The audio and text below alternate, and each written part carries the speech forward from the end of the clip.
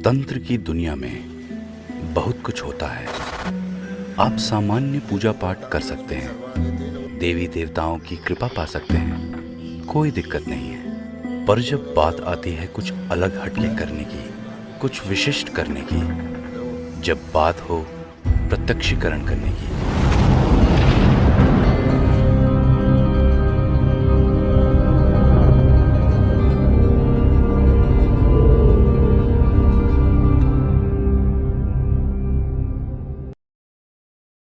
नमस्कार दोस्तों, मैं तांत्रिक हरीश कुमार आप सभी का अपने इस यूट्यूब चैनल में स्वागत करता हूं। दोस्तों, मैं आपको आज जो एक साधना दे रहा हूं, ये बहुत ही गोपनीय और गुप्त साधना है। इसके बारे में बहुत ही कम लोगों को जानकारियां हैं और जो भगवान शिव के भक्त हैं या खास तौर से नाथ संप्रदाय से जो लोग दीक्षित हैं और उच्च कोटि के लेवल के जो साधक हैं, केवल उन्हीं को इस साधनाओं के बारे में जानकारियां हैं। नाथ संप्रदाय भगवान शिव की देन है और भगवान शिव की जो गण हैं और जो उनकी गणिकाओं की साधना है वो नाथ संप्रदाय में बहुत अच्छे और बेहतर तरीके से की जाती हैं, साधनाएं सिद्ध करवाई जाती हैं।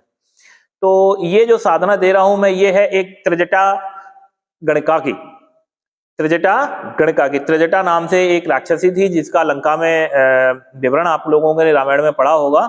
ये वो वाली त्रिजटा राक्षसी नहीं है। त्रिजटा जो है भगवान शिव की एक गणिका थी। हम जो साधना दे रहे हैं वो उनकी गणिका की साधना है।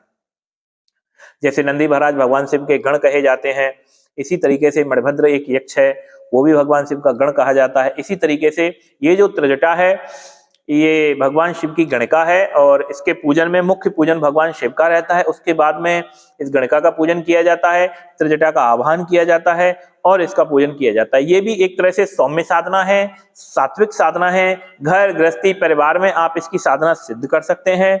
और त्रिजटा जो साधना है, ये साधना लगभग सभी तरह के तांत्रिक कार्यों में जो आड़े टेढ़े काम जैसे कहे जाते हैं, मेली कुचली विद्या कही जाती है, इस तरह की विद्याओं को काटने माहिर होती है।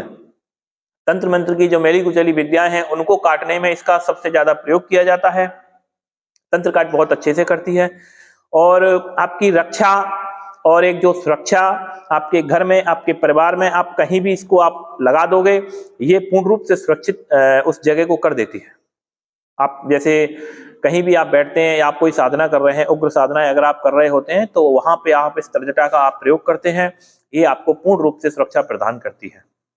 आप इसके मंत्र को किसी भोजपत्र के ऊपर लिख करके भी आप इसका अपने यहाँ वहां में अगर बांधते हैं तो भी आपको इससे पूर्ण सुरक्षा प्रदान होती है।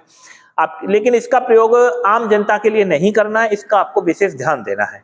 ये एक खास साधना है और हम जो कुछ साधनाएं देते हैं वो साधनाएं सभी आम पब्लिक के लिए नहीं होती हैं।